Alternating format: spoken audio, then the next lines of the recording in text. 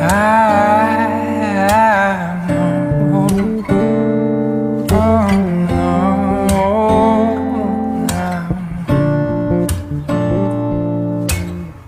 left to rise, buzz like crazy. Everybody's trying to stimulate it. Spiders in the mirror and feel this can't be right. Back to the scene of a Friday night, to a blessed collision still frozen tight. Spear drinkers, Cupid and the sound of her first chime. And why did you argue? Dreaming of those eyes, the best part of my life. And when we make love, babe, the world don't make a sound.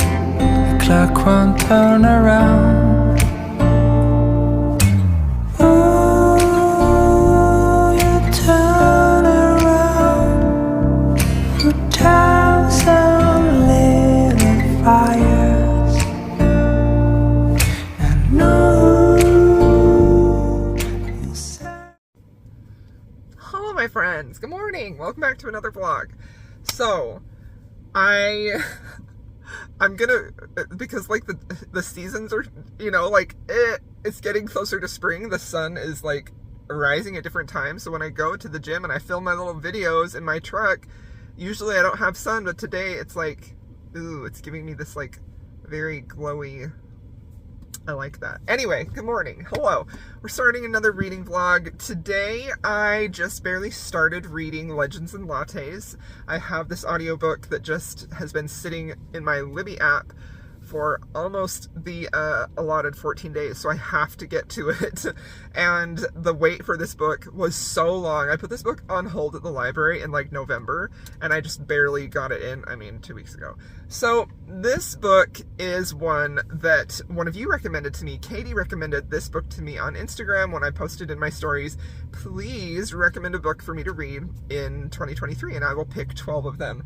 This book is one that I definitely did want to get to. I know Riley Marie loves it. I know Meg on TikTok loves and talks about this book so much. She kind of is the originator of the cozy fantasy moniker, I believe. And I just feel like this book seems like it's going to be cute and fun, and I've heard pretty much nothing but good things about it. I think the only criticism that I may have heard about it is that it is too cozy, that it's too slow.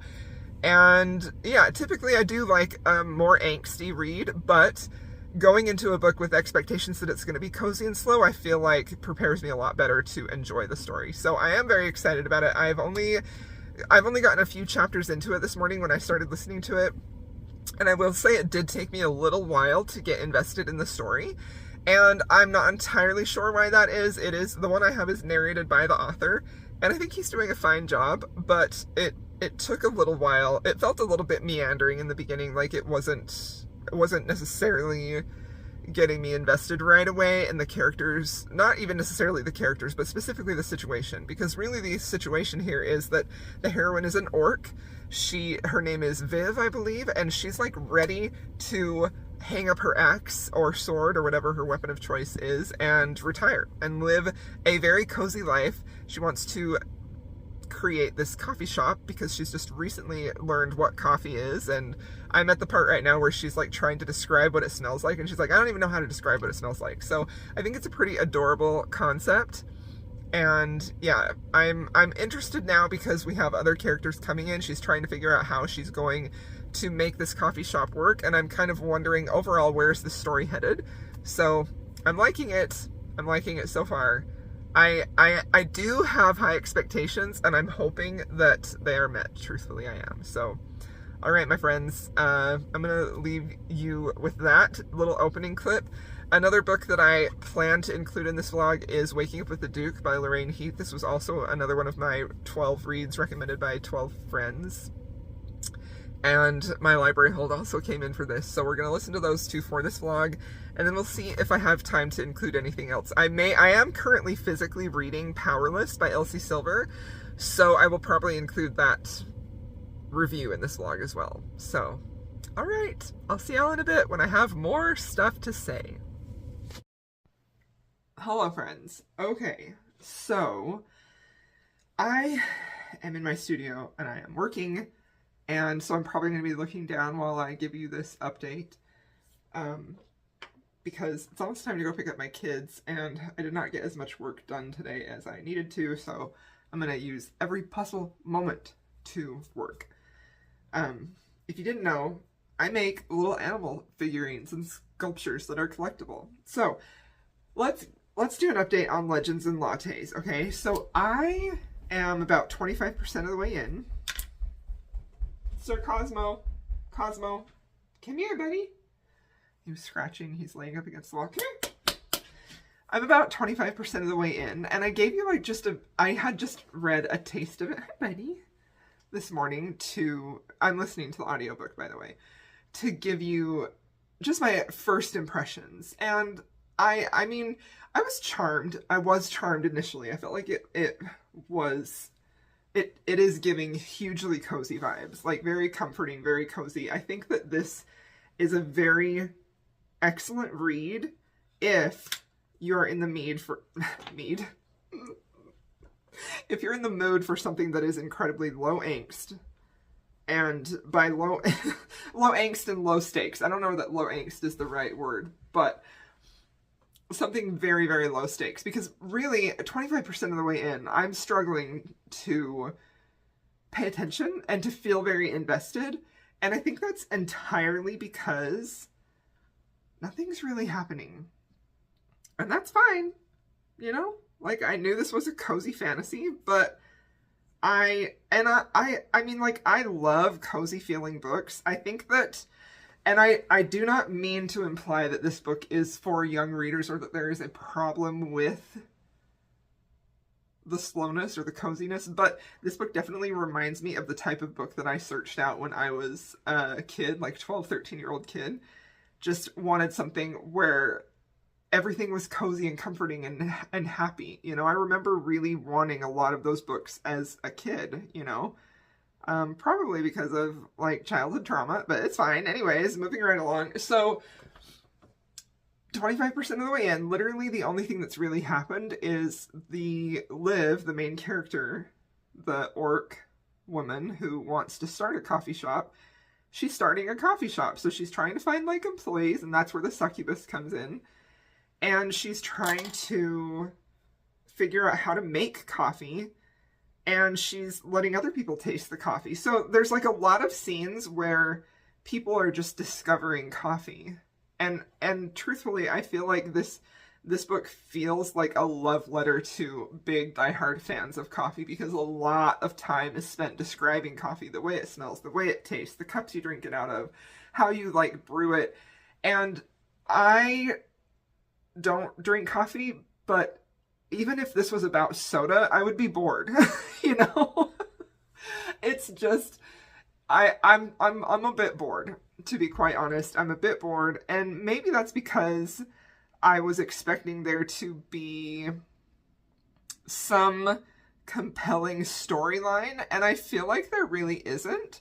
There's just a lot of time spent with the main character as she's trying to figure out coffee and how to make this a business. So there is also sections of this book that talk about how to make a business, how to build a business, and that's also boring as well. There's very little about this that feels fantastical. But probably my biggest complaint is that literally nothing is happening as far as what is the point of this story. I don't know. I feel like, truthfully, there's more story in Friends, the show, where they're always just sitting around drinking coffee. There's just not really any story compelling me at this point. I am going to keep listening to it because I want to see if my opinion will change, but I am also slightly disappointed because there's really no cohesive story other than she wants to have this coffee shop. But there's also not really a lot about the characters, specifically Liv, the main character, to really get you super invested with her. I don't really know why she hung up her weapon. I don't know. I mean, you know a little bit about why she's so enamored with coffee, but you don't really know enough about her in a very slow-moving book. You don't know enough about her as a character. You want to follow her journey and make sure everything happens well with her. It's just, I don't know. I don't know what I was expecting, but I was definitely expecting there to be story. And, I mean, that's a very common complaint of mine. I feel like in any type of fiction that I'm reading, I need there to be a compelling story. And that doesn't mean, you know, car chases or whatnot. I mean, I've talked about that a lot recently, where action just for action's sake is not compelling for me, ever, because I'm not connected to the characters, and what does this action even contribute to the plot, or is this just like some over-dramatic action scene to get me engaged right away? I mean, obviously none of that is happening here, so it's not... That's the gist of it. I come to you with my mind on work, but also listening to this, and I feel a little bit of frustration because this isn't a character-driven book.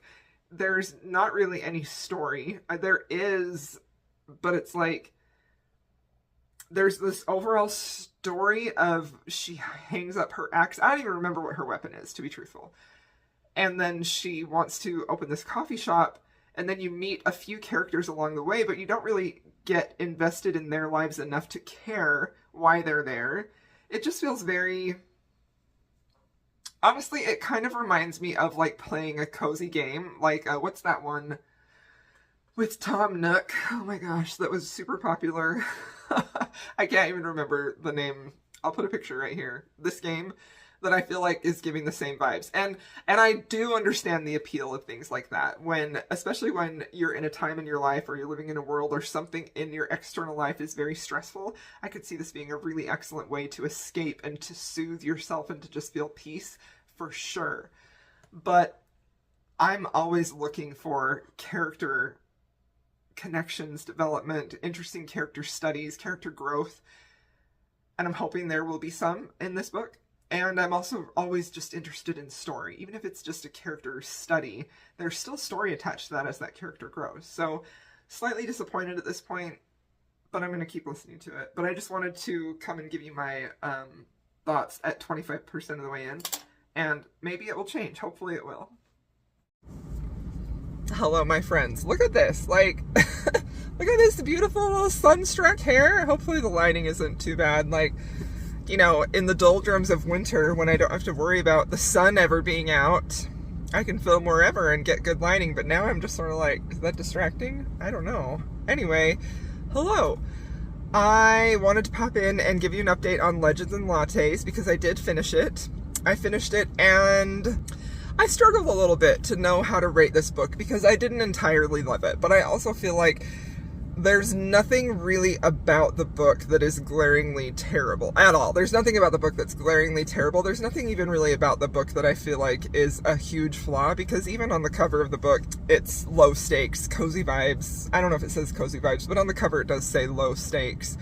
And it definitely is, you know, and I personally, at this point in my reading journey right now, I'm not a low stakes reader. I don't want low stakes, I want high stakes. I want to see this transformation that these characters are going on. And I say that, but I do feel like there was a bit of a transformation that happened in this book. So my overall rating, I think, realistically is a 3.5. I think it's probably a 3.5, and I'm going to round it up to 4 on Goodreads. So this does everything that it says it set out to do. You know, this is cozy fantasy. This has cute, fun characters. This is slice of life, and it's cute, it's fun, it's comforting.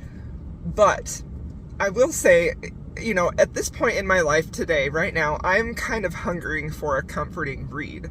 Something that will feel comforting to me. I'm not necessarily, surprisingly, looking for a lot of heartache in the books that I'm picking right now. But even when I'm in that type of mood, this book still didn't completely hit for me, and I think it's because of a combination of a couple of different things, and one of them is that there are a lot of scenes in this book that are very like snapshot of life that don't contribute to the overall story, but do give you a cozy vibe and a cozy feel. So I do see why it's popular. I do also very strongly feel like this is a book that is very much needed in the world. I can absolutely see why this book is so popular and why people love it so much, but I can also say that it's not, probably at this time in my life, it's not something that I deeply love. But all of that being said, I can see myself, now that I've experienced and read this book, I can see myself turning to it if I feel like I really need just something happy. But there is something in here that happens that isn't super tragic, but it is a plot thing that is pretty sad. You know, her shop is destroyed. I think it's Fiend Fire or something like that comes along and destroys it. And Liv has this moment of just real sadness where she's like, I wanted a second chance. I thought I could do this. And her friends kind of give her a pep talk and cheer her up. And it's a very, very sweet moment. And that is really the point where I thought, you know, really what this book is doing, other than being cozy, the other thing this book is doing, and I think it does it really well, is showing you that you can have a second chance at something else in your life. Just because you feel like your life is headed on one trajectory, that maybe you are well known for that even, it doesn't mean that you can't change and do something and follow your heart and do something that you really want to do. So I do love that message, and that's really the thing that pushed it to a 4-star for me. I felt like that was just beautifully done in here, and I think that overall it was very successful in that way, and I just loved it a lot. I loved that part of it a lot. I also really liked the sapphic element to this. It was very minimal, but it was very sweet, and I liked it a lot. So 4 stars for that one. I do see why it's so well loved, for sure. Now, I did start Waking Up with the Duke today. I've only read the first chapter, but I'm so hooked, let me just tell you. So I wasn't sure what I was gonna feel. I actually haven't edited this vlog, so I'm not sure if I have already mentioned what this plot is about, but it's basically the heroine is married to a man, and you know, they're married. She ends up becoming pregnant like 4 years after they were married, and in this moment of celebration, her husband and his, I think, is it friend or cousin? I'm not sure how they're related. I think it's friend. I don't know exactly, but maybe it's cousin. I think there is a connection there because that's important for plot reasons later.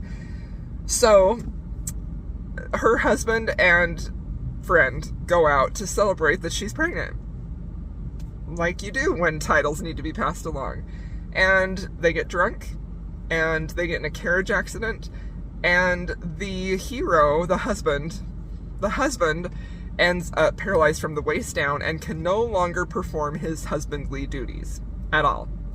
And so he is so devastated by that, I think emasculated a little bit. Definitely there's a big element of male ego wrapped up in there, and I'm not saying that in a facetious way, because I do feel like specifically at this point in history when so much was riding on being able to produce an heir, I'm sure that's a lot of source of trauma for a man who's no longer able to do that, you know? He is struggling with that so much that he asks his friend, could you please sleep with my wife and get her pregnant, you know? Could you provide this stallion service for my wife? And this friend is like, are you for real? What? And that's the proposition there. So on the surface, I think that is intriguing just because it feels very unique.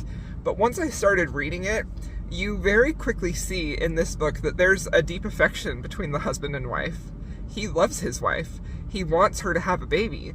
He wants her to be happy. He wants her to be satisfied in the bedroom, and he feels like this deep sense of failure for not being able to do that for her. So not only does he want her to get pregnant, he also wants her to have pleasure. And I just am like, wow. And the woman, the heroine, she has a deep affection for her husband too. Like, there is some love there. And like, that is a great setup for a lot of heartache and angst, because you can see that it's not just a marriage of convenience, and it's not just a matter of you get my wife pregnant and we'll pass it off as the heir. It's literally that I care about my wife. I want her to have the things she needs that I can't give her, and it's going to devastate him. So like, oh my gosh, the angst is very high. I hope. I mean, the setup for the angst is very high, so wow. I mean, I don't know how comforting this is, but like, I'm here for this. I am here for this. Truly loving it so far, and that's all I gotta say. So I'm going to continue listening to this, and I'll update you as I have more to say. I am continuing to read Powerless. I was hoping to be able to include it in this vlog. I'm not sure that I will get it done in time. I hope to have in this vlog. If not, I'm sure you'll hear me talk about it at a later time. So, all right, my friends, I will see you in a bit when I have more to say. It is time. It's the perfect summer night.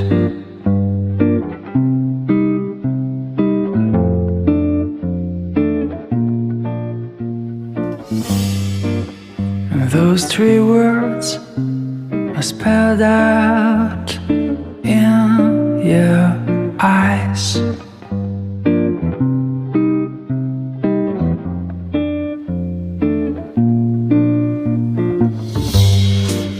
But before I go on, say something wrong.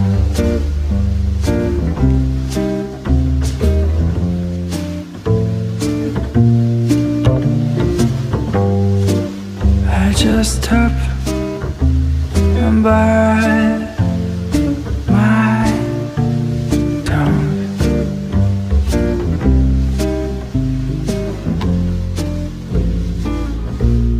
Cause you've been told too many times before.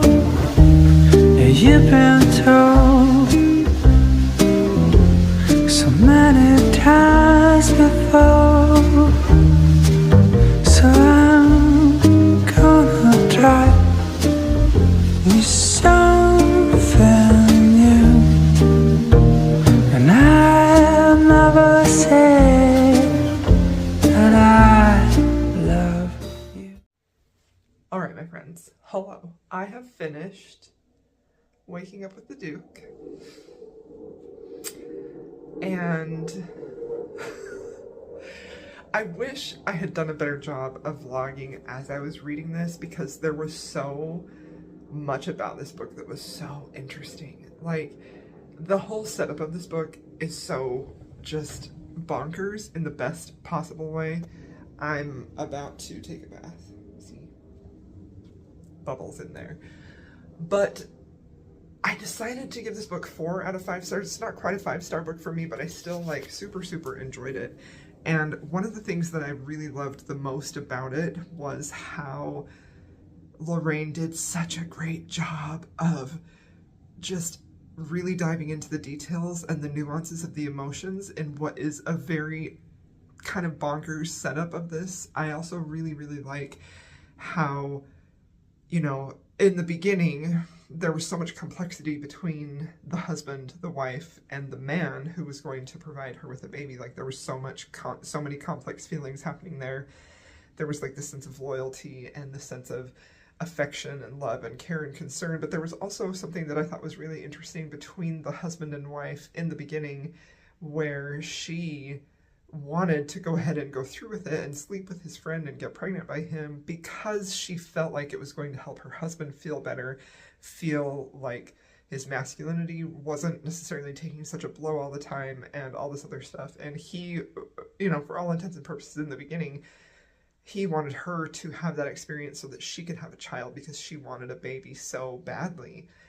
And then we have the man, you know, on the outside who is having so many feelings for the woman, the heroine. I can't remember their names, y'all. Of course I can't. I never can. I can do other things, but names, absolutely not.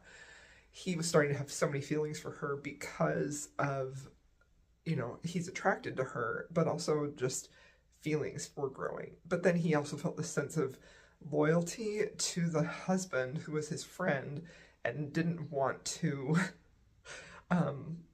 like overstep and fall in love with the wife, but at the same time he wanted to honor this very out of bounds request. So it was just so interesting, like such a compelling setup one of the most unique love triangles I think that I've ever read about. And I was here for it. I was so here for it. I was really enjoying when she was with the other man during like the month when she was just gonna like stay with him and basically get pregnant. You know, essentially he sent her out to be a broodmare, which just cracks me up. That's exactly what he did. But obviously, like they're humans and it's just wild. But you know, she was struggling so much with these feelings of like she felt so conflicted, and I feel like Lorraine captured that so well of how she wanted to be true and faithful to her husband, and she also wanted to honor his request and help him to feel better. And just that way that she was so conflicted with that was just really, really fascinating and just utterly compelling. So that was a ride. I also really liked how the third man, who is the hero of the book, that's who she ends up with. Spoiler, sorry. I mean, I hope that you picked up on that, because like I feel like that's what Lorraine was putting down. But I also felt like he did something really well, which lets the reader know that everything isn't quite as it seems. Like this isn't just a kind gesture or a selfless gesture on the part of the husband for wanting him to sleep with his wife. Like in an idyllic world, like somewhere in our mind, we could make sense that, yeah, that's what he's trying to do. And pretty soon we find out that's not the case. There's a lot of guilt he's harboring. There's a lot of other stuff happening with the husband. And that was sort of the part where I kind of lost interest a little bit, only because it does provide an easy way out for the heroine to clearly be with the hero, the stallion, essentially. But I would have preferred it better if it had been more difficult for her to decide who she was going to be with. That's just how I feel about love triangles in general. Anything that has this type of morally complex situation that shows that like relationships aren't always black and white. It's not always about leave or stay. There's sometimes situations that come up that are difficult, to put it lightly, you know.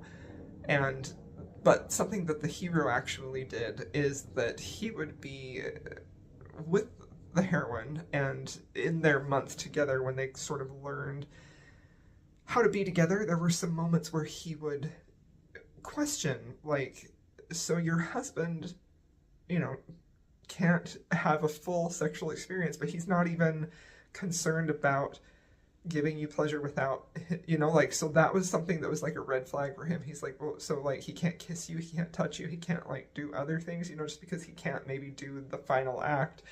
And so that was like a red flag in his head, that he kept being like, something is weird. But it added, like, sometimes he would mention that, and it added this insight to the heroine where she was like, yeah, why doesn't he do that, you know? So it was just very, very compelling. I think that, like I said, I really liked the way the romance built, but I wish that final thing that happens, that's revealed about the husband and the secrets he's been harboring, I kind of wish that hadn't happened, only because I would have preferred it to just have been, you know, maybe it is a bit idyllic for me to wish that it just had been like selfless gesture on his part for him to really want his wife to, one, have pleasure, two, have a baby. But also there is a selfish component there, because it makes him appear to be more masculine and not feel so emasculated. So I liked that, and I wish that it had just been that and not like the secret that was revealed at the end. So ultimately I gave this book 4 stars. Very much enjoyed it. I was riveted pretty much the whole time and just really had a good time reading this. This was recommended for my 12 Reads from 12 Friends by Isamar. I apologize if I am pronouncing your name incorrectly, but it was very, very, very good. I enjoyed it a lot. 4 stars, a solid read. Thank you so much for recommending it to me. So now I'm almost done with Powerless. I'm going to go ahead and finish that, and then I will include that in this vlog. I'll just wrap it up quickly, and I just want to talk about it because I just have some things I want to talk about with y'all, but I'll wait until I'm finished to give you my final review on that. So really enjoyed this Waking Up with the Duke. It was very, very good. Really well done. A completely bonkers plot, which I would expect from Lorraine Heath, and she pulled it off incredibly well. So 4 stars for me. Hello friends. All right, let's go ahead and wrap this vlog up. I'm actually filming this clip on Monday, and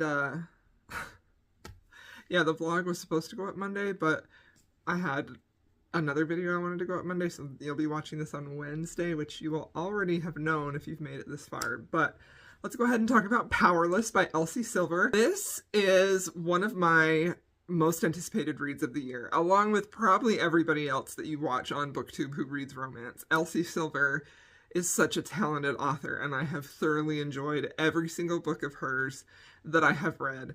I loved Flawless. I had a little bit of issues with the ending. It felt like it was wrapped up too quickly, a little bit like too perfect of an ending, and I'm never a fan of that, you know? But Heartless, I absolutely adored, and I thought that it was perfection. I think that I actually don't know that I was going to say I kind of want to reread Heartless and like go through it and pick it apart, but I actually don't want to do that. I don't want to do that because I read it almost in one sitting, and I just like completely captivated me from beginning to end, and I was so invested in the characters and the romance and the story she was telling there that I didn't pay any attention to any flaws at all. So, needless to say, every single book, every single newer release of Elsie Silver's that I've read has been my new favorite. And so I had the highest expectations for Powerless, and that's always not a great thing to do because you can't help but be a little bit disappointed. So Powerless is definitely my least favorite in the series. I ended up giving it 4 stars, and there was a large portion of this book where I felt like it was going to be a 3-star, and I'm going to very briefly tell you why. I'm not going to be talking about spoilers at all, but I do want to give you a little bit of reasoning into why I gave it 4 stars, just because I know there's been nothing but absolutely glowing rave reviews of this book, and I had a very different reading experience with it. So the first thing so the basic premise of this book is it's a friends to lovers. She's engaged to be married to this guy, and she's a runaway bride type of a thing. And then it's her and Jasper, who is sort of like an adopted son to the family that we've come to know in Flawless and Heartless. So she is actually their cousin because her mom is their mom, the family, you know, Harvey's wife who passed away. The family in Heartless and Flawless, she's like their cousin. So they grew up together. Jasper and Sloane grew up together, and she's been nursing a crush for him for a very, very long time. He is a little bit older than her. I don't exactly remember how much. I think it's got to be at least 5 or 6 years, because there was a point where she had wanted to ask him to prom. She was in high school, and he said, well, I'm 24. So they have a history, obviously. They have very good friendship, a lot of history, things that have happened in their past that have caused those feelings to grow. Sloane has definitely been nursing some of those feelings for obviously quite a long time. So when the book opens, the number one thing that really sort of like tipped my hand that this book was going to be not a 5-star read for me was the way that the character of her fiance was set up. Something that I really don't like in any book, but specifically when it comes to like a villainous type of character. And that's essentially what he is. The man she's engaged to, he's a villainous type of character. He's not like a villain, but he's the bad guy. He's the guy you don't want her to end up with, you know? I really, really, really, really, really, really, really, really hate it when anyone who is a villain or the bad guy is painted so clearly black. Like, this guy enters the stage as her fiance, and every single thing about him is telegraphing what a bad choice he is for her. And on the one hand, I do understand that, because you do need to have a strong reason for her to want to leave this wedding, you know, like, and be a runaway bride. But at the same time, because that is literally the catalyst that allows her and Jasper to be together, that finally like awakens Jasper to this idea that I don't want her to be with him, I want her to be with me. I might have feelings for her, you know, it's the catalyst, that moment when he realizes this is a douchebag, and but she was going to marry him anyway. So I will say that I don't think that's me being picky. I think that characterization that is so blatantly stereotypical is a pretty big flaw, because that was literally the like hinge point of her getting with Jasper. I wish that he had been presented as a bad guy, but not so obviously mustache twirly, over the top, villainous guy. You know, like literally everything about him was so bad. You were just meant to hate him. And because of that, he didn't come off feeling like a real guy. He didn't come off feeling like an actual possibility she might try or want to be with. He just ended up sort of being like a cartoon character, like that black of a mustache twirly, ties the girl to the railroad tracks type of guy, you know? So that was like a strike against it that kind of had me, it made it harder for me to suspend my disbelief and really get invested in their romance. I think anytime you enter into any type of fiction, but especially romance, only because that's what I read the most, romance and fantasy probably, you have to suspend your disbelief. You have to be able to do that. You have to be willing to do that. So anytime that things pop up that sort of break that so that you can't suspend your disbelief, that's when people fall out of love with the book that they're reading, you know? So that was something. Another thing is that there was like an other woman. It wasn't even really an other woman. It was like a woman who was flirting with Jasper later on in the book, and she was also painted so clearly to be this like trashy, skanky girl, and it was just like such an obvious stereotype. And again, it was in there to create tension and to create jealous feelings on Sloane's part, but I'm just like, Elsie's better than that. She creates characters who are so fully fleshed out and so very three-dimensional, real live characters that I was disappointed in that, truthfully. And then this last thing, this is the only thing I'm really going to talk about for the things why I rated it 4 stars, is that because this book is friends to lovers, a lot of their falling in love happened in their younger years, and we don't get to see that. So when we are reading this book, there isn't really any falling in love. It's just waiting to see if they're going to declare their feelings to one another, because they've already fallen in love. The other person just doesn't know it. And one of the things that I love most about reading romance is watching the falling in love. So I was kind of disappointed that we didn't get to see that. And that also creates a lot of tension, because you're watching and seeing what are they going to do to fall in love with each other, you know? And then I do have one more thing, sorry. So another thing is that this book doesn't have any cohesive storyline. No cohesive storyline. Literally, it's just like them spending time together. There's no story other than you're just with them, and you were trying to watch one of them buck up the courage to tell the other one how they feel, or to finally fall into bed together. And while those moments were really cute and really romantic and really sweet, it just didn't have the impact that I feel like it would have had if there had been a storyline that was drawing them together, because the big plot point, her running away from her wedding, happens in the beginning, and then that's it. And then the rest of the book is just, nothing is really happening. Nothing is really drawing them to, like, building the relationship. They are drawn together, but nothing is building that relationship. So I was disappointed with this book. It wasn't a favorite. It's probably a 3.5 star, rounded up to 4. I did have an arc of this. Now, I have said all the things I don't like. The things that I did like about this, there were plenty of swoony moments. There were plenty of really romantic moments between the two of them. There was some moments where they really shared some of their past trauma that was emotional, as they were sort of like sharing and bonding over that. The found family, we got to see so many characters from the first 2 books and from the other series in this, and I love this world, this family. I love all of that so much. This was a very sweet romance, and it was very swoony, but it was hard for me to feel fully invested because it just felt like they had fallen in love off page and all the other things that I talked about. So if you are looking for the type of book that just shows you those really close, quiet, romantic moments, I think you will really love this.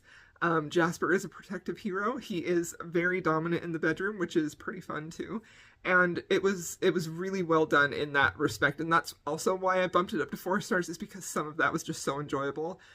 But it didn't have a fully immersive reading experience for me, and I was really hoping that it would have. So 4 stars for that one, and I am a little disappointed, but it's still very much a solid romance, and I would recommend it. I think it's probably one of my least favorite that I've read from Elsie, and I've read 5 or 6 of her books at this point, so I did like it a lot, but I didn't love it, and 4 stars. So, all right, there we have it. We're going to end this vlog here. Hope y'all enjoyed this video. And if you made it this far, please feel free to leave me a purple heart. And I'll see y'all in my next video.